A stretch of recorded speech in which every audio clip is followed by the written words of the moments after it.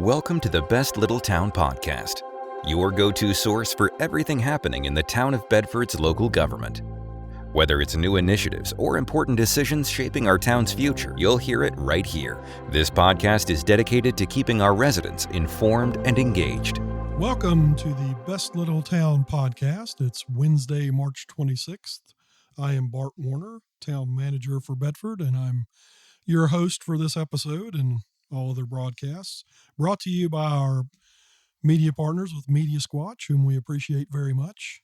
And of course, the primary purpose of this show is to provide a recap of the activities of Town Council, who met last night, and maybe a little bit deeper dive into the specific information behind the discussions.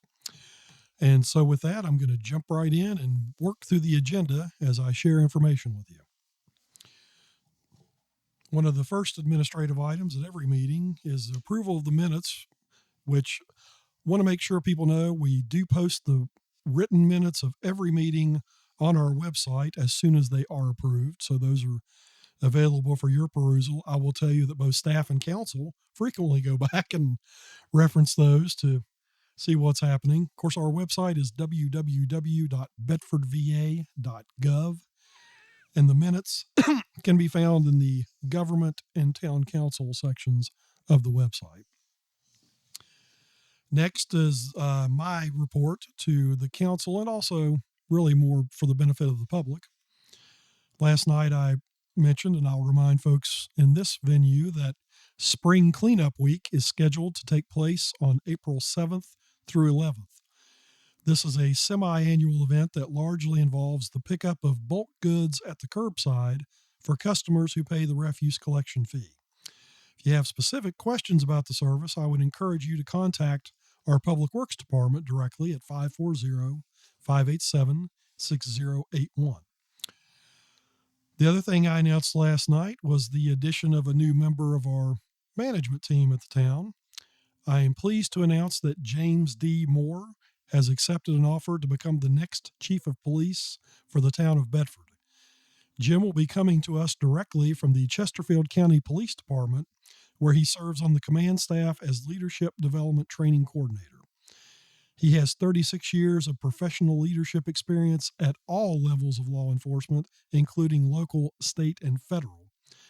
Jim will be joining us officially on Monday, April 7th, and we will host a swearing-in ceremony at 10 o'clock a.m. that day in the council chambers at 215 East Main Street.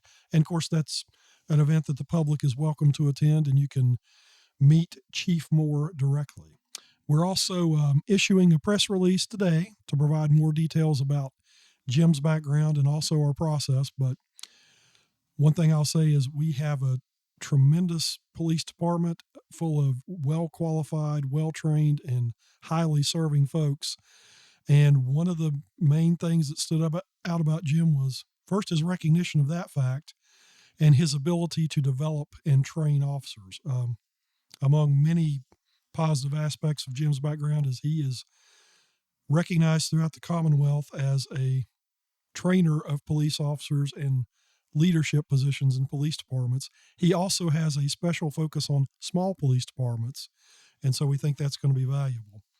In addition, one other thing I'll mention about Jim is in his role at Chesterfield County, he has developed a leadership training academy program that, again, is widely recognized throughout the Commonwealth, and my understanding is there's been a waiting list to get in on it. Jim's going to be bringing that to Bedford, and in addition to bringing folks into the community to receive training, our staff's going to benefit from that, and Jim also advises he's going to use that as a recruiting tool for our department. Moving on to council comments last night, we had a pretty full agenda. Also, somewhat unusually, we had a pretty good level of personal attendance, and all 7 members of council recognized the people who were there in the building with them and in the room and expressed their appreciation for their attendance. Councilman Dave Foster expanded that a little bit to note that he noticed some younger people in the crowd, and he thought that was particularly good. Mayor Stanley gave a shout out to former Mayor Tim Black, who was with us last night. And CG also noted that our finance director, Ann Cantrell, was recently recognized by the Government Finance Officers Association with a significant scholarship award. Again, Ann is another member of our leadership team who is extremely talented, well versed in what she does, and we are very fortunate to have her expertise and very grateful that she chooses to work with us. The next item is a report of council committees, which there have been none. However, I would be remiss if I didn't mention that immediately prior to the council meeting, there was a work session involving all members of council focused on our park facilities. You may or may not know that the town owns several properties. 9 specific properties are managed as recreational space to some degree or another. Perhaps the most visible is Liberty Lake Park, located off Brooks Hill Road, but there are also some other sites that have previously or currently serve as recreational facilities that we brought to council's attention and basically wanted to start the ball rolling with them to talk about our priorities in terms of maintenance and programming and future use of those. So council spent a couple of hours talking in detail, asking questions about what we're doing there. And again, that information is going to be utilized as your town council is working on strategic efforts to plan for the future, respond to your concerns, and make sure that we handle things in an efficient and appropriate manner. Moving on to the agenda, we had a public hearing last night related to budget amendments for fire apparatus replacement and additional VDOT funding. The public hearing relates to a budget amendment of about $1.7 million towards the upcoming purchase of fire apparatus. And specifically, we're talking about a ladder truck that is scheduled to be replaced in 2027 and a pumper truck that is scheduled to be replaced as part of our capital improvement program. We also received an additional $400,000 in funding from VDOT, and that relates back to the annexation that occurred just a couple of years ago. We use VDOT funding to take on a lot of activities that are regulated by VDOT standards. Probably the most visible you'll see is resurfacing of roads. We do our best to maintain roads in the best possible condition. We know there are potholes and things such as weather that affect that, and we try to respond to that on an as-needed basis. But on a broader level, we try to make sure we stay ahead of those issues by taking the time to get ahead of them and resurfacing some roads that may not have received attention. We do have an ongoing rolling schedule. I can tell you that we can't resurface all the roads every year on a practical basis, both in terms of workload and budget. So we do have a program. This year's focus is in one of the areas that was taken in a couple years ago, and that's the North Hill subdivision. Of course, one of the services we provide is road maintenance, which we do think we provide at an enhanced level. And one thing we noticed was the roads there probably had not been touched in quite a while. And we're not criticizing the previous tenants of that service because we know they are stretched pretty thin in terms of their obligations. But one primary focus this year of the repaving is going to be getting a fresh surface of roads on all of the streets in the North Hills neighborhood. That will involve some inconvenience to our neighbors, so wanted to make sure you're aware of that. But also we're hoping that the overlay will serve well and provide a good road surface for people to travel on that won't require a lot of attention moving forward. We're also looking to make some stormwater system improvements. Again, I'll note that we had a recent rain event about a month or so ago in which we got an inch of rain within about 20 minutes, and our systems are designed to keep the streets clear and passable, although in situations like that, sometimes we do have flash flooding. In that particular instance, I was in town and noted it. It was on a Saturday evening. I will tell you anecdotally, my front yard was underwater, which hasn't happened before, so I knew we had some issues. But I did note within an hour that there was still some standing water, but after going back a little bit later, that was gone. And you don't see it, but the drop inlets and storm drains that we have are designed to digest rainfall and to make sure the streets are passable, even in those extreme events. In this case, for a little while, we had some issues with the roads themselves, but after a couple hours, in most cases, the system performed as designed. Since that involved a change to our budget, we required some public input on that. However, last night there was no one who spoke at the public hearing. The next item of new business was our consent agenda, which consisted of a request to close streets submitted by the Bedford Boys Tribute Center. They are requesting permission to hold a wreath-laying ceremony in front of the county courthouse on Friday, June 6th, and to close Main Street from the North Bridge Street red light east to South Street from 5:45 p.m. to 7:15 p.m. They will provide appropriate notice to first responders who may have to kind of work around that for that time. A little bit of background there too. Bedford Boys Tribute Center, of course, is managed by Ken and Linda Parker, who have made it their mission to preserve the legacy of the young men from Bedford who gave their lives as part of the first wave of D-Day, and also to educate people on the backgrounds of those specific men and their families, which is just really personal and heart-touching information, but to educate and to keep the information alive that is relevant and continues to be relevant from generation to generation. And they do that in a very personalized and special way. So I will say, if you have not visited the Bedford Boys Tribute Center on North Bridge Street, please stop by there. It's certainly a worthwhile experience. Town Council unanimously adopted that request.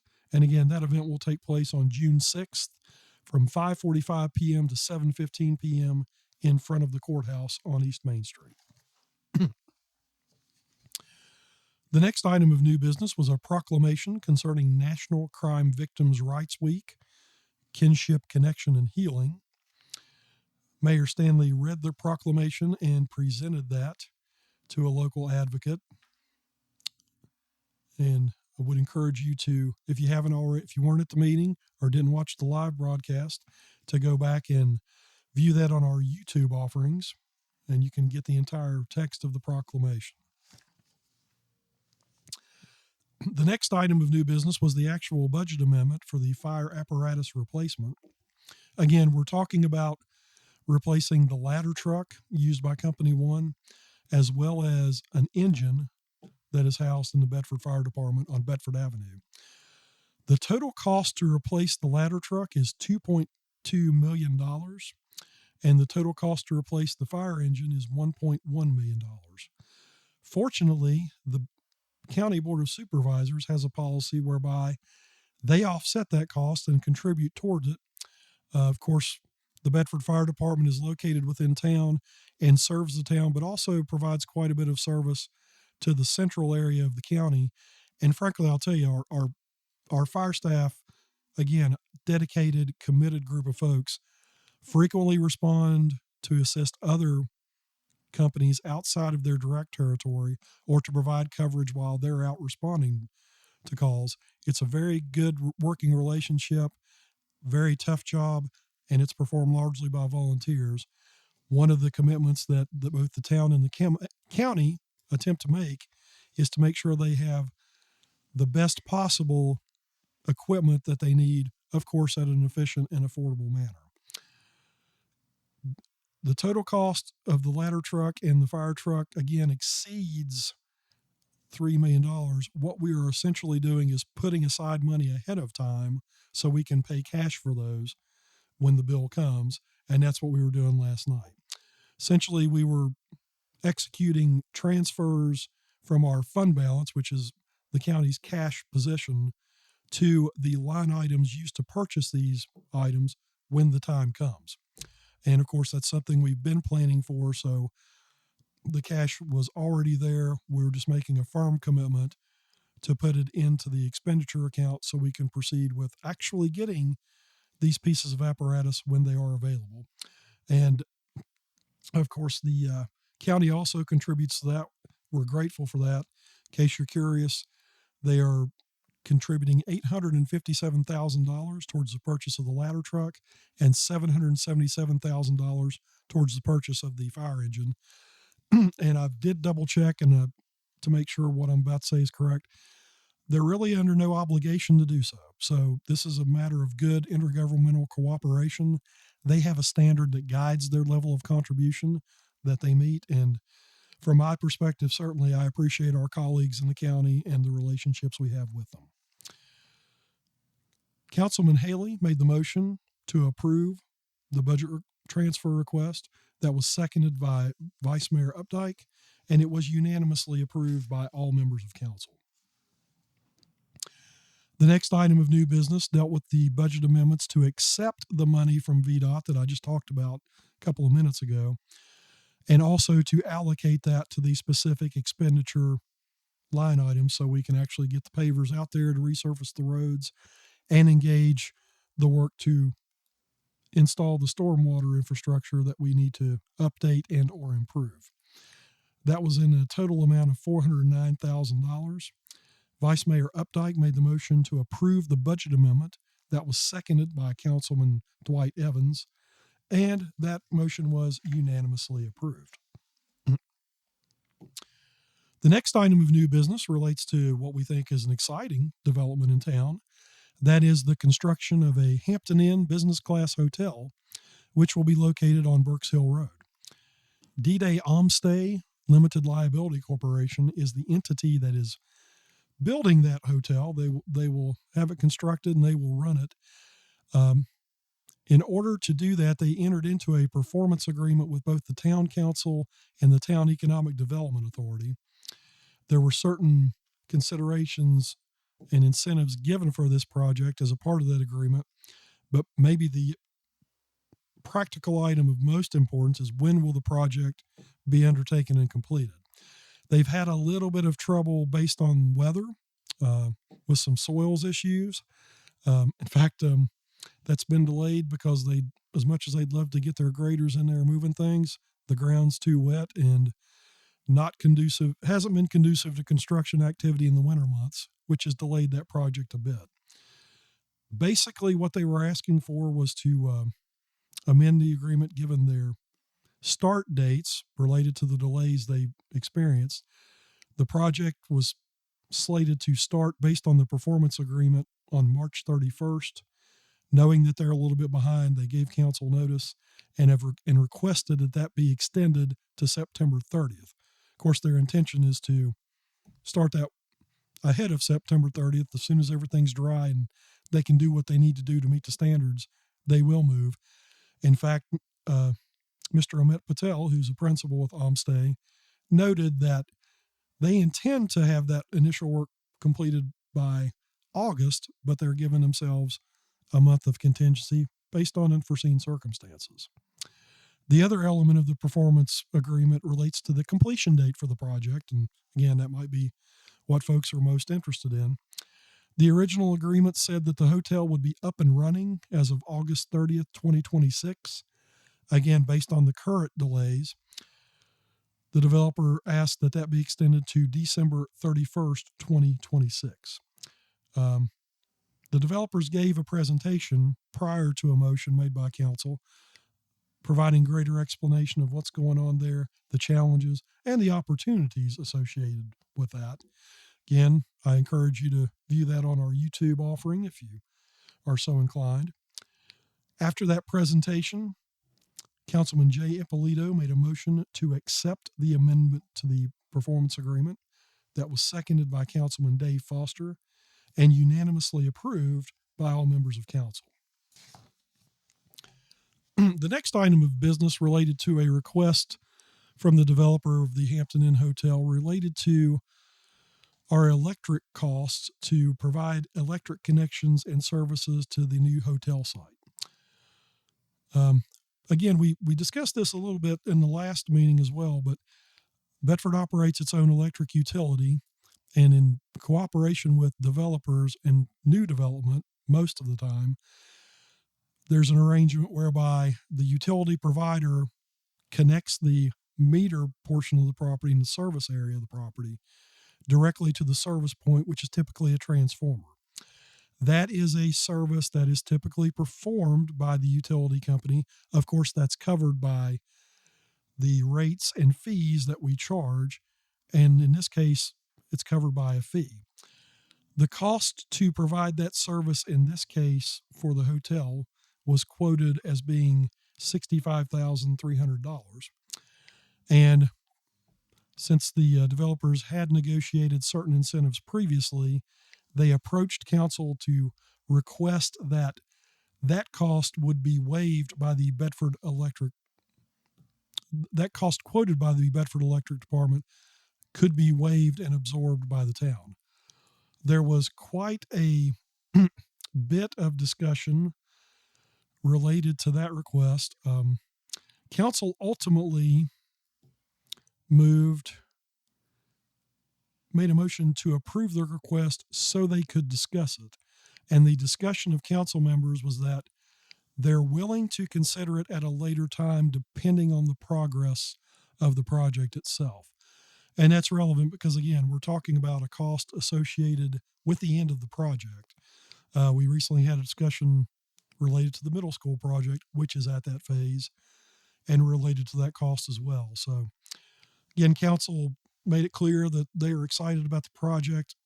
They're very pleased with the plans to move forward, and they're willing to consider it down the road, but they would like to see some more information and some more progress. The motion to approve the request was made by Vice Mayor Updike. It was seconded by Councilman Haley. That motion was unanimously defeated. Again, there are several procedural hurdles that we have to clear in most of our deliberations, which are designed for transparency and accountability. So the council, even though the motion was to approve the request, based on their conversations, council unanimously voted to deny it. And what that means is it's still open for discussion, but they're waiting to see for more progress and activity on the site. The next item of new business related to the town's commercial solid waste collection service. This is an entirely budget-driven issue. We are currently in the process of developing our budget proposal for fiscal year 25-26, which will take effect July 1st.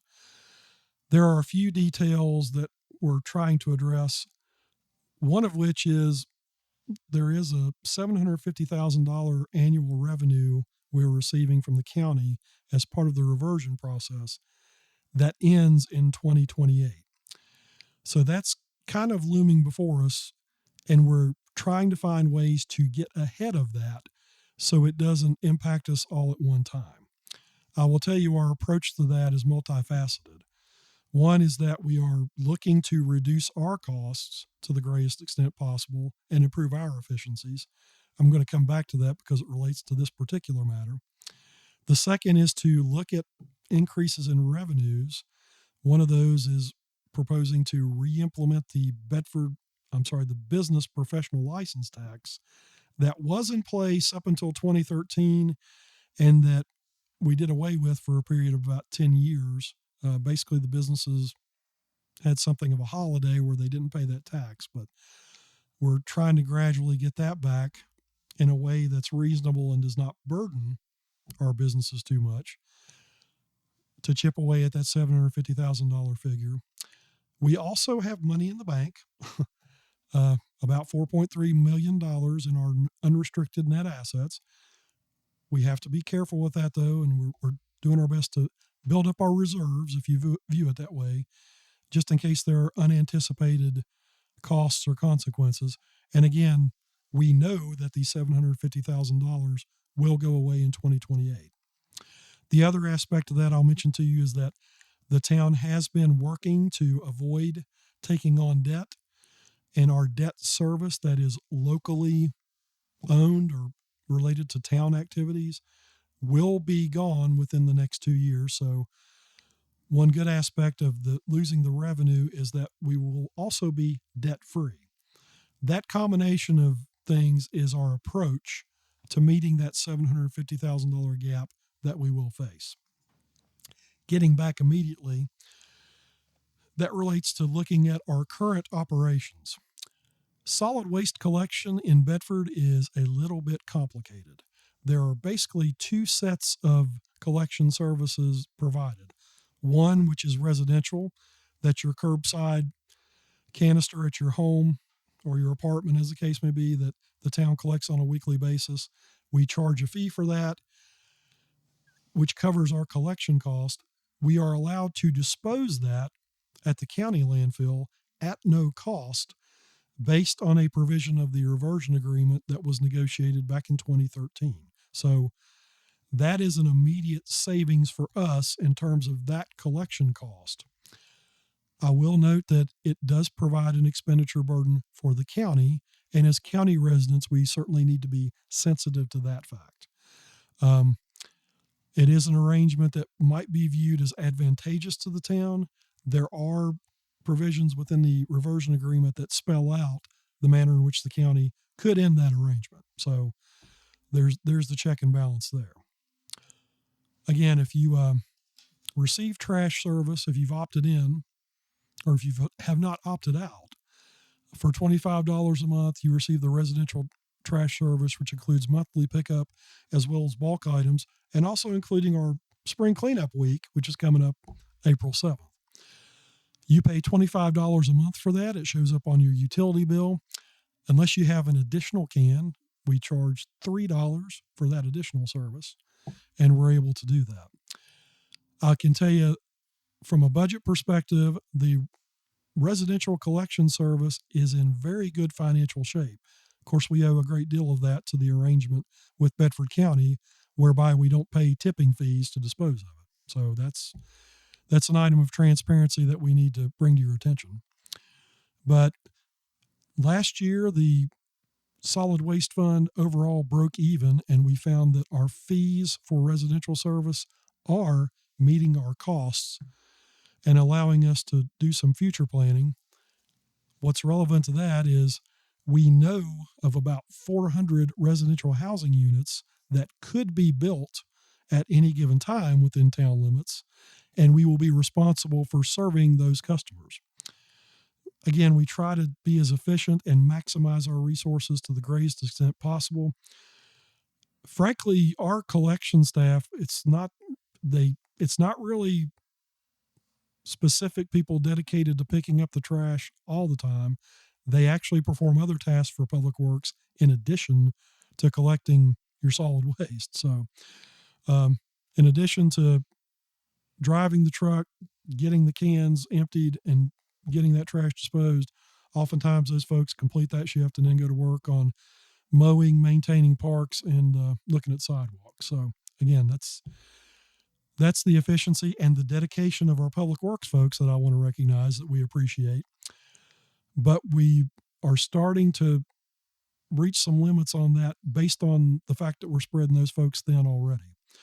Again, we took in several new customers just a couple of years ago with the annexation. We found that we were able to absorb that, and at current levels, based on today's data, we're able to provide that at a functional, optimal level of service financially.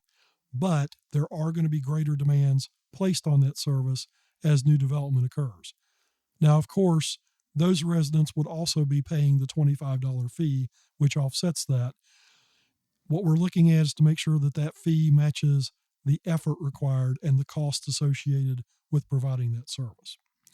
That's probably more than anyone ever wanted to know about the finances of residential trash collection. But I have to make that distinction because we also currently offer collection to non-residential customers, specifically commercial customers, in exactly the same fashion. And in fact, it's oftentimes the same personnel. In that case, we are finding that we're struggling to keep up with our costs.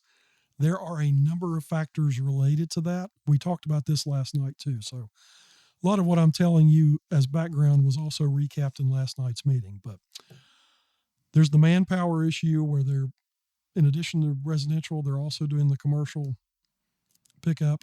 Given the growth in residential accounts, that's becoming a practical issue. There is also the matter of a surcharge that the county collects from us related to residential trash disposal.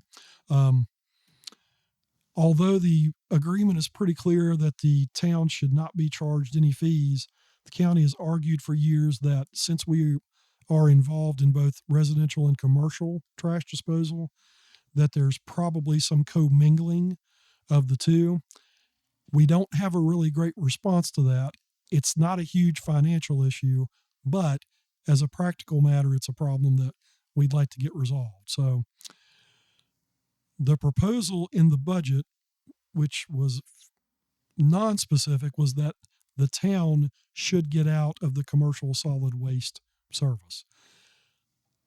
I'm telling you right now, as background, is the reasons behind that proposal. So first off, even though we're not supposed to be charged for residential trash collection, there is still some expenditure there that we would like to address as a practical matter and do away with. There's the manpower issue that I talked about. The single biggest cost of that service is the fact that since we can't take that anywhere for free, we have to be intelligent about playing the available markets. So what that means is collecting that trash means we have to take it to some facility and pay tipping fees. What we found, again, Bedford County's tipping fees are a little more expensive than some of their neighbors. That's not a criticism at all. We understand the pressures placed on that. We also understand that we play a part in that given the residential development. But because we're still trying to serve the town's purposes, we have found that Pittsylvania County actually offers lower tipping fees. Of course, Pittsylvania County is farther away than Bedford County. So the issue there is how we get the trash to them.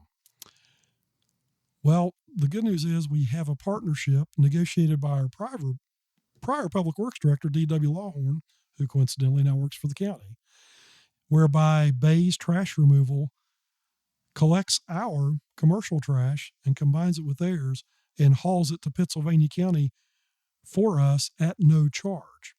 So basically, we have no hauling cost on the commercial side, just like we don't pay a tipping fee on the residential side. And that's very valuable. Now, Pittsylvania County, again, facing inflationary pressures, has advised that they were going to be raising their tipping fees. So we know that as a result, we're likely going to have to pass that cost along. And since that cost is shared overall in the solid waste fund, that could find its way to impact residential customers as well. The point at which Bays gets our trash and we deliver it to is a transfer station located on Orange Street. Given the way our operation works currently and the manner in which we are highly leveraging our costs to get the best deal, we have to have that transfer station, which requires quite a bit of operational investment. That is specific to the commercial waste collection business. And our annual costs as of today are $319,812. Of course, we recover that by our fees, but the fees we charge only collect revenues of $81,343. So effectively, our costs for collecting the 200 or so commercial accounts is about $152 a month, but we're only charging on average $33 a month per account. So obviously, on a straight line item, bottom line basis, we recognize that a change needs to be made. Council had a work session on February 22nd dealing with the budget where we talked about this.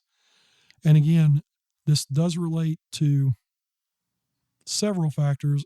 Beyond outright efficiency, there's the matter of the $750,000 burden that we're facing. If we don't collect the solid waste ourselves, we then can do something different with the transfer station.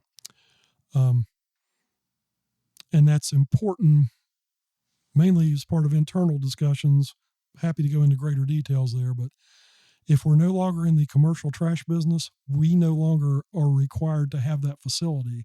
And that would then give us the freedom to negotiate with other parties who may be interested and who may need that.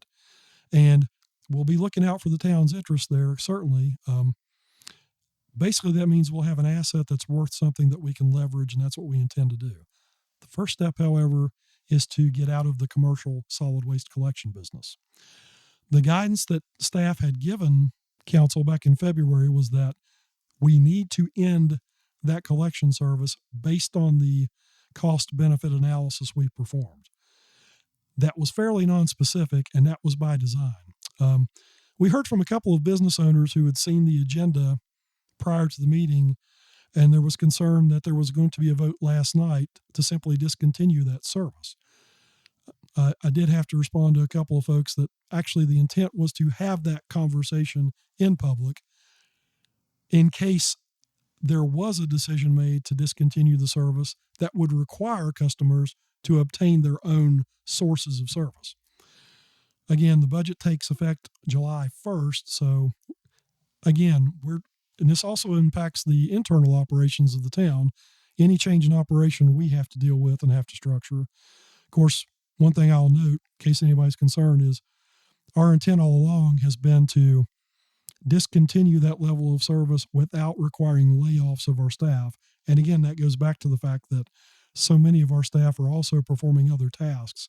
And we do have needs in terms of public works department's activities, one of which is parks, coincidentally enough, which we talked about earlier. And so the personnel that are specifically assigned to the transfer station will be absorbed into the public works department. They're going to keep their jobs and continue to work for us, just doing some other things. Unless, of course, they choose to use those specific skills they have elsewhere, which we would certainly understand. But that's the background to the discussion. Again, the concern raised was that this was kind of being done maybe behind closed doors. Absolutely not the intent. In fact, it was quite the opposite. The real purpose behind the discussion was to give people plenty of notice, first off of the issue itself, and also to give them time to make contingency plans if they needed to. We did hear from folks. In fact, I skipped over appearances before council. Mr. Jim Messier, who owns properties downtown and operates a business of his own, Arthur's Jewelry on North Bridge Street, spoke about his concern related to that, and that was earlier in the meeting. He said there seemed to be some concerns with Centertown or downtown, whatever you want to call it, in general. And one practical concern was if the town withdraws from the service, that requires not only individuals to find somebody else to do it, but it's also a separate bill that they have to pay, whereas currently the bill for that service is paid one time as part of the utility bill. In his comments, Mr. Messier stated that one of the main appeals of commercial development in our downtown is that they do contribute tax dollars to the community, which we appreciate. And he did suggest an alternative whereby the town adjusts its current way that it collects commercial trash. Currently, we provide commercial trash services twice weekly to the downtown area. And Mr. Messier suggested, which was a really wise thought as an editorial comment, that perhaps we could reduce that to 1 day a week. In our discussions last night, we acknowledged the merit of that suggestion.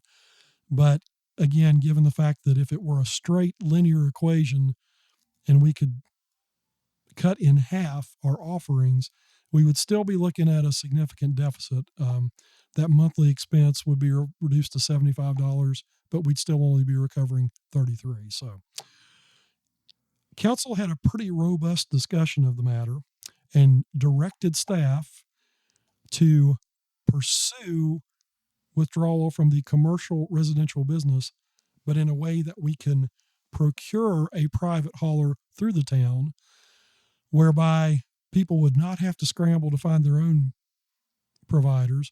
They wouldn't be subject to whims of the market, or would be somewhat protected. And also, there would still be the opportunity to pay one bill. From my observation, that's exactly the kind of, I'm not going to call it compromise, but good idea and solution that I was hoping for from the staff perspective. And in addition to that, council also discussed the nature of the transfer station. So the outcome of all of that discussion was a motion by Councilman Foreman, seconded by Vice Mayor Updike, to direct town staff to procure a private hauler for commercial solid waste services, and also to issue bids to possibly do something different with our transfer station and scale operations. As the town manager that works at the will and pleasure of council and works for you to try to get the best deals, but also at the best level of service, I'm particularly gratified by council's action and also the input of the business community that informed that decision. And again, as a matter of background, there's still a process we have to go through. We're still working on the budget. This gives us greater clarity. We're going to work towards eliminating some cost from our budget through contracting. We know what that looks like. We are going to present the entire fiscal year 25-26 budget proposal at the council meeting on April 22nd. So if you can't make it in person, please tune in. Please make sure you watch the recording. We have a lot of challenges currently and long term that we're trying to get ahead of with the budget, and we're going to present the proposal to do that on April 22nd in great detail. Following up on May 13th, there will be a public hearing on that budget proposal. And I made the observation last night that in terms of our operations, this might be one of the single most important activities we undertake. What's odd is that we have the same budget process every year. We have a public hearing every year on the budget. We very rarely hear from anyone. And we know that the budget, as our work plan for the year, is the thing that impacts citizens directly. So the public hearing for the budget will be May 13th. That meeting starts at 7 o'clock. So I would encourage you to attend. If you cannot attend, you can still submit comments and we will include those as part of the record and make sure council gets them. You can email me those at bwarner@bedfordva.gov, or you can call me at 540-587-6001 to make arrangements. But again, this is an insight, maybe more information than anybody wanted into our overall budgeting process and what we're trying to accomplish. I will acknowledge up front that no process is going to be perfect. And so, again, that public hearing is important because there may be an idea expressed there that we simply haven't considered, even given our best efforts. So yours might be the idea that wins the day. And I think last night was a combination of Mr. Messier speaking up, some interactions with the business community and council, finding a solution that we think makes a lot of sense. But again, we want your input on that. That was the last item of new business. We did have a closed session last night to discuss personnel matters.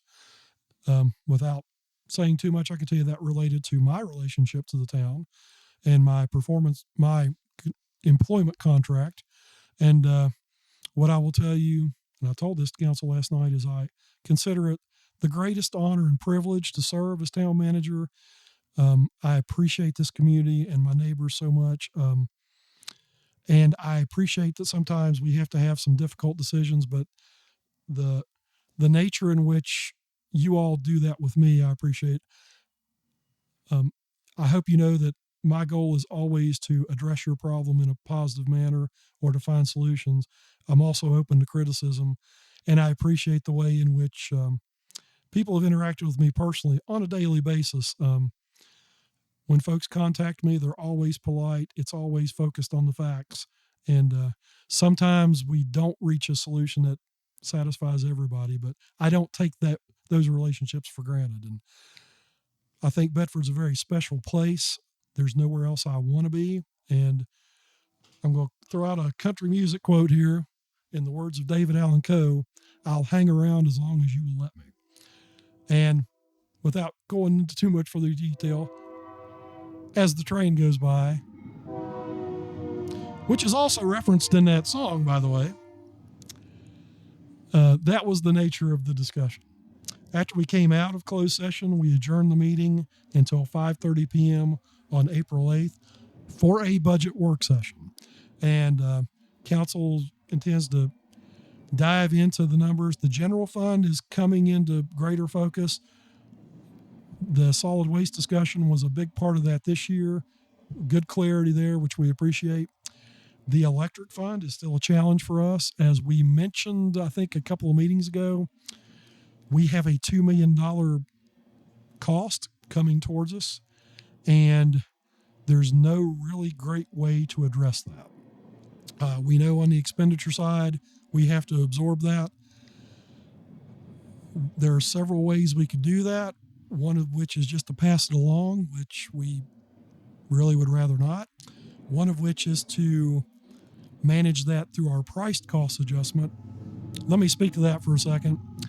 On your bill, you will see something called the price cost adjustment. That is a mechanism whereby we typically absorb large changes in our operation due to the changing nature of the electric business. We are obligated to buy power on your behalf. We have contracts to do that, but that also means we have to pay the rate no matter what it is at any given time, even though what we charge you is fairly constant. The PCA is designed to absorb the large costs that we don't see coming. And we implemented that, I want to say about 8 years ago, when we had another unexpected $700,000 expense that we did have to pass along that it affected our rates. So a lot of people have questions about the PCA. I'll describe it as a shock absorber for customers that offsets the impact of our system. Now, again, in this case, I'm going to go back to the $2 million cost. The shock absorber itself is a percentage, and so if we simply pass that cost along through the PCA, the average residential customer, as we define that, would see an increase of $24 per month, which we know is not palatable in this day and age. The other thing we're considering is that since it's a formula that takes effect by degrees, it has an even greater negative impact on our larger customers, including our businesses and industries. So when I mentioned that we have options, not all of the options are, actually at this point I'll say none of the options are particularly great for us. We do have some cash put away in our unrestricted net assets there that is designed for purposes of absorbing unexpected costs. But I will tell you, as of today's date, and I use that because cash flow is constant, and while you pay your bills, we're also paying bills on your behalf, and we get those at different points in time. The electric fund has $9 million in cash, but we are also aware of several pressures and demands on capital and operations whereby we don't want to blow through that money without giving it great discussion and scrutiny. So from the staff perspective, I can tell you our current approach to that $2 million expenditure is focused on some combination of those three methods that I just described. We could increase rates, we could pass it through the PCA, or we could go to our cash reserves to offset it. And that's part of the discussion we're going to be having with council at their next work session. If you stayed with me through the duration of this podcast, I very much appreciate your attention and patience. I feel like I've thrown a lot of information out. I hope that all of it's been relevant. At any time, if you have any questions, please contact me directly. Again, my email is bwarner@bedfordva.gov, and you can reach me at Town Hall during business hours at 540-587-6001. I can tell you there are a lot of challenges associated with our operation, but staff and the council that is currently before us is committed to trying to get ahead of those in a manageable way so that we don't simply kick the can down the road. Those are difficult, but I am blessed with extremely smart people. Candidly, they're all smarter than I am, who know how to address those issues, and I appreciate the direction of a council that's willing to take them on. Till next time, our next council meeting is April the 8th. Chief Moore will be joining us the day before then, so if you can come out at 10 o'clock on Monday, April 7th, you can meet him. But my plan, good Lord willing, is to join you on April 9th and provide a similar recap into the goings and functionings of what we consider to be the world's best little town.